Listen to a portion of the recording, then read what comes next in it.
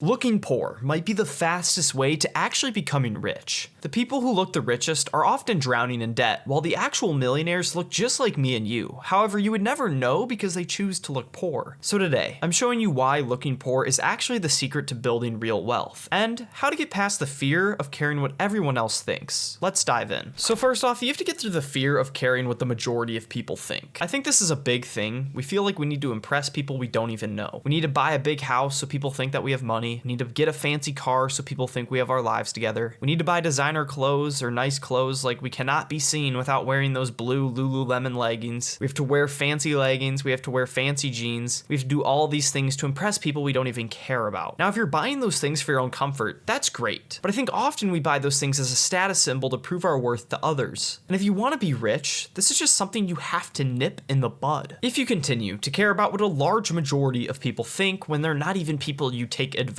from, it's like, what are we doing? You're letting other people spend your money. That's essentially what you're doing, because you're trying to prove your worth to them through your money. So you're never going to be rich if you're wasting money on other people's opinions about you. But it's not just strangers that we're trying to impress. The pressure gets even more intense when it comes from people we actually care about. I think often when we talk about not caring what other people think, we only think about the large majority. And I think that's a massive oversight. I think we underestimate how much pressure actually comes from our close friends and family as well. Sure, we still buy those expensive houses and cars and clothes to impress those people around us too, not just the large majority. But man, this looks as simple as your friends wanting to go to a $1,000 concert. And it's an artist that you may even like a little bit, but it's not an artist that you would ever spend $1,000 on your own. And then all of a sudden, you see yourself shelling out $1,000 to go to a concert that you're like, sure, it'll be a little bit of fun because my family and friends are going, but then you get home from it and you're like, wow, I just wasted $1,000 when I'm trying to get out of debt. And now I've just taken a step backwards because I pretty much got peer pressured into spending my money. A lot of the time, spending money pressure comes from the outside, but it can also come from our close friends. And I think it's extremely important to realize and understand that we need to take control of our money and not let other people control it for us. But even after you handle the pressure from strangers and friends, there's one more battle you still have to fight. And then the final stage in this is looking poor to yourself. There can be a mental toll on us, like, wow, am I really a bum? And it's not like it's a big deal, but sometimes we might be like, man, I can't even afford fast food. But I think what you have to realize, what you need to understand for yourself, is to reframe it like, I can afford to go buy fast food, but it's going to delay my steps towards wealth. I think there's a reframing mindset of being like, if you're living above your means for so long and doing whatever you like whenever you like, and it's leading to debt and it's leading to just poverty where you don't have enough money to save or invest, I think there's a side effect where you got to be willing to make the mental sacrifice, not just the physical sacrifice. Be like, okay, yes, I am living worse than I was, but I'm doing it for the sake of building wealth. It seems almost ironic, but if you can get through that and you can battle the will of random people, you can battle the will of your family and your friends, and you can battle the will of yourself, I think you're going to become much more prosperous financially and in life as a whole. But here's what's beautiful about getting through these three stages. It frees up so much more than just money. Once you let go of the need to look wealthy, three incredible things happen that most people never expect. So the first thing it frees up when you let go of this need of pleasing people or yourself is mental clarity. Like we talked about a little bit earlier, you're going to start being able to build wealth, and you're just going to go and you're just going to go and you're just going to go. And I think it makes your life more simple. It takes away the stress. It takes away the need for approval. It takes away the need of going into debt. It also takes away the thought of, oh, am I going to be able to make that payment on this thing I wanted? It's like, no, all of that kind of goes away and it frees you up and it makes your life more peaceful. And I think that's something we miss oftentimes. We want the best life, the most successful life, the most extravagant life. And I think all those goals are admirable. But I think there's also a need for peace, a need for being able to come home at the end of your day and just being able to take a load off, just be like a deep breath. There's something about that that's magical. And I think we don't want to miss that as we grow older and continue throughout our lives. But the mental clarity is just the beginning. The practical beliefs are even more powerful. The next thing it does is it frees up margin in our budget. This is much more practical, obviously, but when you start letting go of what other people think, you're going to just have more money sitting around. As an example, when you don't need to buy a fancy pair of leggings that cost $100 and you buy a more sensible pair for $30, now you have $70. Just by making a single decision, you have $70. Whether you want to save it for an emergency fund or save it for a down payment on a house or a wedding or whatever it may look like, or if that $70 goes towards investing or retirement, man, that $70, it's going to be working towards something that actually matters for your life. It's actually going to make a difference for you just by the simple decision of not not caring what people think. It's kind of insane to think about, but that's $70 of progress in that one decision. But let's move on to a bigger example. Maybe it's a car. Oftentimes you get into these huge debt payments that after interest and after missing payments and stuff like that, it just racks up. We get a new car that was like $20,000. Maybe it gets up to $30,000 to $40,000. Instead, you could just take the easy route and go buy a car that you can afford for like maybe $5,000 to $10,000, a nice used car still, and there you go. You just saved $20,000 to $30,000. I don't know what it looks like, but avoiding interest rates and avoiding the depreciation hit of a new car, dude, maybe you just added like $20,000 to your investing or saving budget. That is an insane amount of money. And again, just losing that fear of looking poor to impress people just frees up so much financial freedom. It's insane. Not only are you getting that freedom, you're also getting mental clarity. So how does all of this actually lead to real prosperity? There are two key things that happens when you master looking poor. The first thing that I want to talk about is intentionally saving and investing. We talked about it earlier, but now that you have control over your decisions, now that you have extra money in your budget, now that you have more mental clarity and peace, you're able to make smart, clear decisions on saving and investing. And we're not going to get into the depths of that in this video today, but there's just something about having that peace, having that control, and having the money to be able to act and be like, okay, first I'm going to build an emergency fund of probably around 3 to 6 months of expenses. And then after that, I'm going to invest. I'm going to invest to retire, maybe even retire early. That would be great. But I'm just going to invest money and let it grow and let it grow and let it grow. And this isn't going to be out of greed. This isn't going to be out of, so when I get to be 65 years old, I'm going to finally get that designer bag and be able to pay for it in cash. So I'm going to be able to flex on people. No, we're not going to do that. This is still about being smart financially. Once you get that wealth, you're not going to do those things. You're just going to be happy. You're going to be content, and it's going to give you peace. It's going to give you security, and it's also going to make you appreciate life for things outside of money as well. Here's the most important part that most people completely miss. Once you get that prosperity, once you get that money saved, that money invested, that freedom, that security, that peace, this is the important thing, and this is something that a lot of people kind of underestimate. Once you get that wealth, it's not about looking poor anymore. It's about not letting other people know you're wealthy. I think oftentimes we want to get wealthy so we can show it off. And so the idea behind looking poor to get rich is to continue to look poor when we get rich as well. Because if you go right back to your old habits, you're going to end up poor right away. You're going to start spending money again to impress people you don't care about or impress people that are close to you. You're going to start doing stuff that's just straight up dumb. But I think once you get to a point where you've built some serious wealth, you're going to look back and be like, yeah, I'm not going to go back to my old ways. I'm going to stay quiet about the money I have, not to hide it, not to cover it or to hoard it, but to protect it from other people that want to leech it, steal it, and pull you down. And I'm not saying that your friends and family are evil for doing that, but it's just natural habits, and it's just how the world works. And so being able to have your money protected is really important. But now that you understand how looking poor can actually make you rich, there's a complete framework that takes this mindset even deeper. Simple rules that help you live with intention while building real wealth. So check out this video where I break down the 5 simple money rules for a minimalistic life that creates real freedom and peace.